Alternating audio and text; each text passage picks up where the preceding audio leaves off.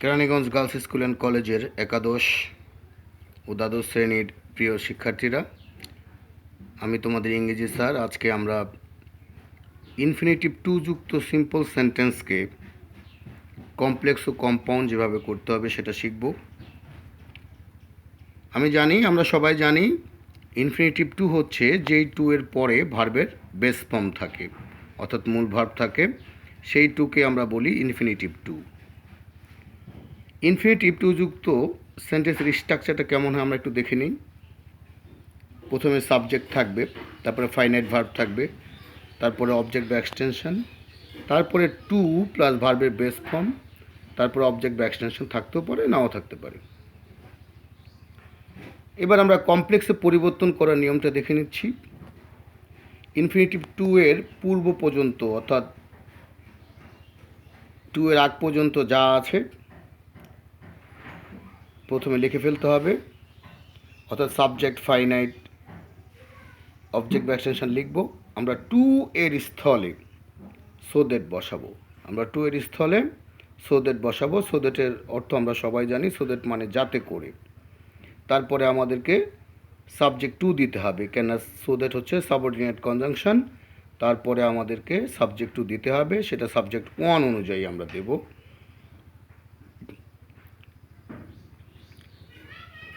এবার সাবজেক্টের পরে আমাদের ফাইনাইট অনুযায়ী ক্যান অথবা মে, যদি ফাইনাইট ভার্বটি প্রেজেন্ট হয়, আর ফাইনাইট ভার্বটি যদি পাস্ট হয় সেক্ষেত্রে আমরা সাবজেক্টের পরে কুড অথবা মাইট ব্যবহার করতে পারবো। আমরা জানি আমরা মে মাইটটা কম ব্যবহার করি, ক্যান অথবা কুডই ব্যবহার করি আমরা বেশি।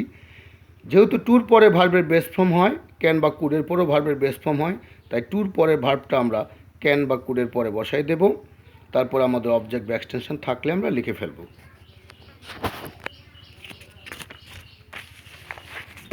আমরা উদাহরণে যাচ্ছি, তোমরা স্পষ্টভাবে দেখতে পাবে। Many people struggle hard to survive. আমরা জানি সারভাইভ মানে বেঁচে থাকা, টুর পরে ভার্বের বেস ফর্ম আছে। দেখো এই সেন্টেন্সটা সিম্পল সেন্টেন্স কী হবে আমরা দেখি। সিম্পল সেন্টেন্সের মূল বৈশিষ্ট্য হচ্ছে একটা সাবজেক্ট থাকবে, একটা মাত্র ফাইনাইট থাকবে। দেখো মেনি পিপল আমাদের একমাত্র সাবজেক্ট, স্ট্রাগল এটা ভার্বের প্রেজেন্ট ফর্ম, তাই উপরে লেখা আছে প্রেজেন্ট ইনডিফিনিট, এটা আমাদের ফাইনাইট।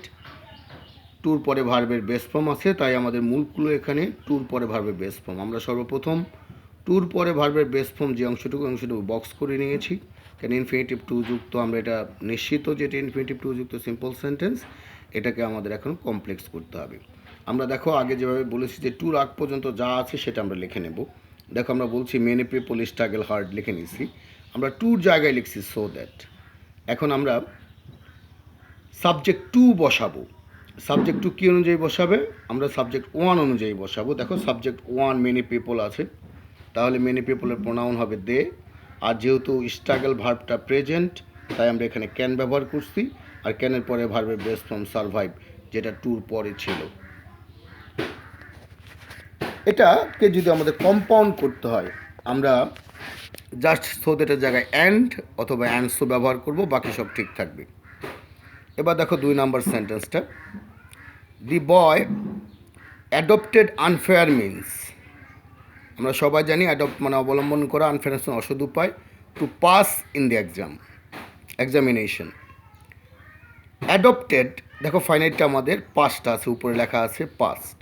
আমরা মূল ক্লু আকারে টু পাস আমরা সবসময় মূল ক্লুর মধ্যে বক্স করি, আর ফাইনাইটের নিচে আমরা দাগ দিই। দেখো স্যার এখানেও তা করছে, ইতিমধ্যে তোমরা এই প্রক্রিয়ার সাথে পরিচিত। তাহলে টুর আগ পর্যন্ত যা আছে আমরা সব লিখে ফেলি কমপ্লেক্স করার সময়। দেখো দি বয় অ্যাডপ্টেড আনফেয়ার মিনস, আমরা টু এর স্থলে সো দ্যাট ব্যবহার করেছি। তারপরে আমরা দি বয় সাবজেক্ট ওয়ান অনুযায়ী সাবজেক্ট টু হি বসাইছি। এবার দেখো অ্যাডপ্টেড যেহেতু পাস্ট ছিল, তাই আমরা কুড ব্যবহার করছি, আর কুডের পরে ভার্বের বেস ফর্ম আকারে আমরা পাস ব্যবহার করছি এবং বাকি অংশ লিখে দিয়েছি। হয়ে গেল আমাদের কমপ্লেক্স, অত্যন্ত সহজ। আমি আশা করি তোমরা এটা সবাই পারবে। এবার আমরা যদি এটাকে কম্পাউন্ড করি তাহলে কী হবে বলো তো? সো দ্যাটের জায়গায় অ্যান্ড অথবা অ্যান্ড সো বা অ্যান্ড দাজ আমরা লিখতে পারি, সেটা আমরা পরবর্তী সেন্টেন্স আরও ক্লিয়ার করে দেখাবো তোমাদের। এবার দেখো 3 নম্বর সেন্টেন্স। আমি ইচ্ছে করি এরকম সেন্টেন্স চুজ করছি। তোমরা অনেকে ভাবতে পারো যে ফাইনাইটের সময় শুধু প্রেজেন্ট বা পাস্ট থাকবে নাকি অন্য অন্য সেন্টেন্সও অন্য অন্য টেন্সেরও থাকতে পারে, সেই আইডিয়াটা ক্লিয়ার করার জন্য এই তৃতীয় চতুর্থ সেন্টেন্স আমরা লিখছি। দেখো, দি law enforcing agencies are conducting mobile court, ভ্রাম্যমাণ আদালত, two punish the dishonest businessman. দেখো, আমরা প্রথম সেন্টেন্সটিতে আমরা ফাইনাইট আকারে পেয়েছিলাম স্ট্রাগল, এটা ছিল ভার্বের প্রেজেন্ট ফর্ম অর্থাৎ প্রেজেন্ট ইনডিফিনিট টেন্স। আমরা দ্বিতীয় সেন্টেন্সে ফাইনাইট আকারে পেয়েছিলাম অ্যাডপ্টেড। এবার তৃতীয় সেন্টেন্সে ওটা ছিল পাস্ট ইনডিফিনিট। এবার আমরা তৃতীয় সেন্টেন্সে পাচ্ছি আর কন্ডাক্টিং মানে প্রেজেন্ট কন্টিনিউয়াস। আমার কথা হচ্ছে, তোমরা একটু খেয়াল করো স্যার কী বলতে চাচ্ছে। দি law enforcing agencies are conducting mobile court, আমরা টুর আগ পর্যন্ত সব লিখে ফেলছি, টুর জায়গায় আমরা লিখছি সো দ্যাট। এবার দেখো, ল এনফোর্সিং এজেন্সিস এর প্রোনাউন হবে দে।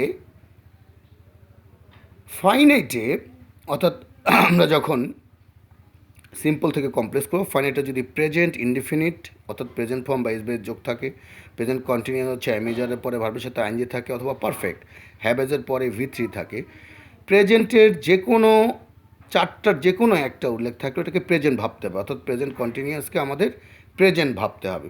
তাই দেখো, সো দ্যাটের পরে আমরা দিয়ে বসানোর পরে আমরা এখানে ক্যান পানিশ ব্যবহার করছি, কারণ প্রেজেন্ট কন্টিনিউয়াস হলেও এটা প্রেজেন্ট, তাই আমরা ক্যান এর পরে ভার্বের বেস ফর্ম পানিশ, তারপরে দি ডিজনেস্ট বিজনেসম্যান লিখেছি।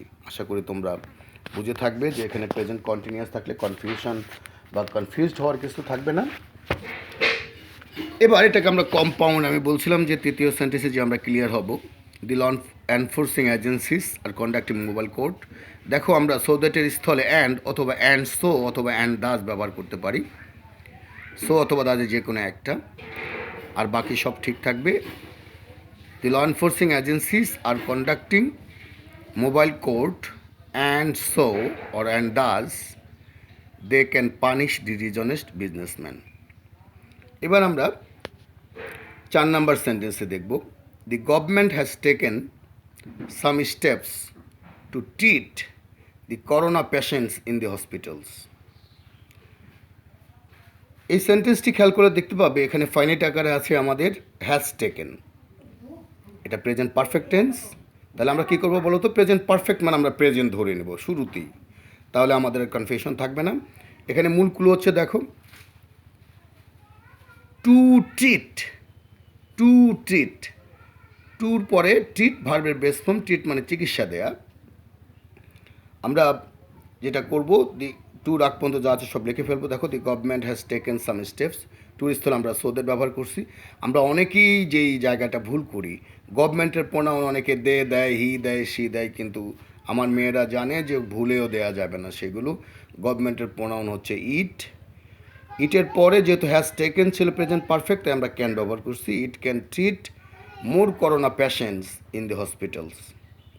কম্পাউন্ড করছি, দেখো, the government has taken some steps and so or and it can treat more corona patients in the hospitals.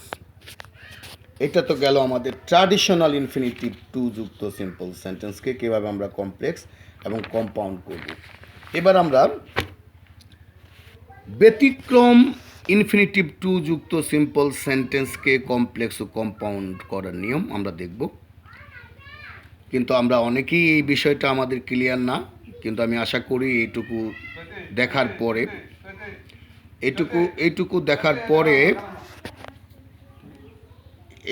দেখার পরে তোমাদের আইডিয়াটা একদম ক্লিয়ার হবে এবং তোমরা নতুন কিছু জানতে পারবে আশা করছি। দেখো, আমরা আগের সেন্টেন্সগুলোতে ফাইনাইট আকারে পেয়েছিলাম স্ট্রাগল, আমরা পেয়েছিলাম অ্যাডপ্টেড, আমরা পেয়েছিলাম আর কন্ডাক্টিং, আমরা পেয়েছিলাম হ্যাজ টেকেন ফাইনাইট আকারে। ইনফিনিটিভ টু যুক্ত সিম্পল সেন্টেন্সে ফাইনাইট ভার্বে যদি হ্যাভ অথবা হ্যাজ মূল ভার্ব আকারে, অর্থাৎ তারপরে নাউন থাকবে, অথবা হ্যাড, আমরা উপরে লিখে দিচ্ছি হ্যাভ হ্যাজ আছে অর্থে, অর্থাৎ এটা কোনো অক্সিলারি ভার্ব না, মূল ভার্ব আকারে হ্যাভ হ্যাজ থাকলে, হ্যাড থাকলে, ওয়ান্ট, ড্রিম, ওয়ান্ট মানে চাওয়া, ড্রিম মানে স্বপ্ন দেখা, ইন্টেন্ট মানে ইচ্ছা করা, উইশ মানে ইচ্ছা করা, ডিজায়ার মানে ইচ্ছা করা, আমরা ইচ্ছা করা বা চাওয়া বা থাকা, অথবা ফাইনাইট ভার্ব আকারে যদি মূল ভার্ব আকারে অর্থাৎ বিভার্ব আকারে অ্যাম ইজ আর কিংবা ওয়াজ ওয়ার থাকে। আমি আবার বলছি কথাগুলো, ইনফিনিটিভ টু যুক্ত সেন্টেন্স দেখা মাত্র তোমাদের মাথায় ঘুরবে যে এটা কি ট্র্যাডিশনাল না ব্যতিক্রম, এক্সেপশনাল। এক্সেপশনাল তখনই হবে যদি ফাইনাইট আকারে আমরা have, has, had pi, want, dream, intend, wish, desire, অথবা বিভার্ব অর্থাৎ অ্যামিজ আর ওয়াজ আর মূল ভার্ব আকারে আমরা পাই। তাহলে কিন্তু সেক্ষেত্রে ইনফিনিটিভ টু এর স্থলে সো দ্যাট ব্যবহার করা যাবে না, সেক্ষেত্রে সো দ্যাটের স্থলে শুধু দ্যাট, তারপরে সাবজেক্ট টু, ফাইনাইট প্রেজেন্ট হলে উইল ও পাস্ট হলে উড বসিয়ে তারপর ভার্বের বেস ফর্ম বসাতে হবে। আমার বাচ্চারা, আমি যে কথাটা বলছি ভালো করে শোনো, ভার্বগুলোর দিকে খেয়াল রাখো। অর্থাৎ চাওয়া, ইচ্ছা করা, থাকা, ছিল, অ্যামেজ আর ওয়াজ ওয়ার যদি মূল ভার্ব আকারে থাকে সেক্ষেত্রে টু স্থলে সো দ্যাট ব্যবহার করা যাবে না, সেক্ষেত্রে আমাদেরকে ব্যবহার করতে হবে শুধু দ্যাট, এবং সেখানে ক্যান, কুড বা মে মাইটও ব্যবহার করা যাবে না। সেক্ষেত্রে ফাইনাইটটা যদি প্রেজেন্ট হয় তাহলে সাবজেক্ট টুর পরে উইল, আর যদি সাবজেক্ট ফাইনাইটটা পাস্ট হয় সেক্ষেত্রে উড ব্যবহার করতে হবে এবং এরপরে ভার্বের বেস ফর্ম দিয়ে বাকি অংশ লিখে ফেলতে হবে। আমরা একটা উদাহরণ দিয়েছি, একটু দেখো। Mili has a dream to be a doctor. Has এখানে মূল ভার্ব আকারে আমরা পেয়েছি, এটা প্রেজেন্ট, তোমরা জানো। টু বি, দেখো বিটা ভার্বের বেস ফর্ম, তাহলে আমরা এটাও ইনফিনিটিভ টু যুক্ত, কিন্তু ব্যতিক্রম কেন? কারণ এখানে ফাইনাইটাকে আমরা হ্যাজ পেয়েছি, যার অর্থ আছে মিলির একটা স্বপ্ন আছে ডাক্তার হওয়ার। মিলি হ্যাজ এ ড্রিম। এবার আমরা টুর জায়গায় সো দ্যাট না বসিয়ে দ্যাট বসাইছি, আমি দেখো স্টার চিহ্ন দিয়ে ইন্ডিকেট করে দিয়েছি। তারপর আমরা সাবজেক্ট টু অ্যাজ ইউজুয়াল মিলি অনুযায়ী লিখব সি। দেখো এটা প্রেজেন্ট থাকার কারণে আমরা উইল দিছি, তারপরে বি এ ডক্টর। এবার দেখো এই দ্যাটের নিচে আমি লিখছি যে, যেই দ্যাটের বাংলা যে, ওই দ্যাটযুক্ত কোনো কমপ্লেক্সকে যদি আমরা কম্পাউন্ড করতে যাই তাহলে সেক্ষেত্রে দ্যাটের পরের অংশটাকে আগে নিয়ে আসতে হবে। কিন্তু মাথায় রাখতে হবে দ্যাটের পরে যদি প্রথম ক্লজের সাবজেক্ট এবং দ্বিতীয় ক্লজের সাবজেক্ট সেম হয়, সেক্ষেত্রে যদি প্রোনাউন থাকে সে জায়গায় নাউন বসাইতে হবে। যেমন এখানে সি দিয়ে শুরু করা যাবে না, যেহেতু এটা শুরুতে বসতেছে তাহলে আমাদের প্রথমে নাউন লিখতে হবে। তাই আমরা Mili will be a doctor and she has a dream. এবার আমরা দ্বিতীয় সেন্টেন্সটা একটু দেখব। The man wishes to help the flood affected. The man wishes to help the flood affected. দেখো এখানে টু হেল্প আমরা পেয়েছি, টু হেল্প টুর পরে ভার্বের বেস ফর্ম আছে, তাই এটা ইনফিনিটিভ টু যুক্ত। কিন্তু যখন আমরা ফাইনাইট আকারে উইশেস দেখলাম তখন আমরা ধরে নেব এটা ট্র্যাডিশনাল না, এটা ব্যতিক্রম। যেহেতু এটা ব্যতিক্রম ভাবগুলোর একটি, তাই আমাদের টুর স্থলে আমাদের সো দ্যাট ব্যবহার করা যাবে না। দি ম্যান উইশেস, আমরা টুর স্থলে দ্যাট লিখেছি। দ্যাটের পরে দি ম্যানের প্রোনাউন হি, যেহেতু এটা প্রেজেন্ট আছে তাহলে will help the flood affected. এখানে যদি উইশেসের জায়গায় আমাদের উইশড থাকতো সেক্ষেত্রে আমরা উইলের জায়গায় উড ব্যবহার করতাম। তাহলে হয়তো কি the man wished that, the man wished that he would help the flood affected people, he would help the flood affected people. আমি আশা করি আমার বাচ্চারা তোমরা এগুলো লেখে লেখে স্যার যেভাবে লিখে দিচ্ছে প্র্যাকটিস করবে, আশা করি উপকৃত হবে। সবাই ভালো থেকো, লেখাপড়া করো।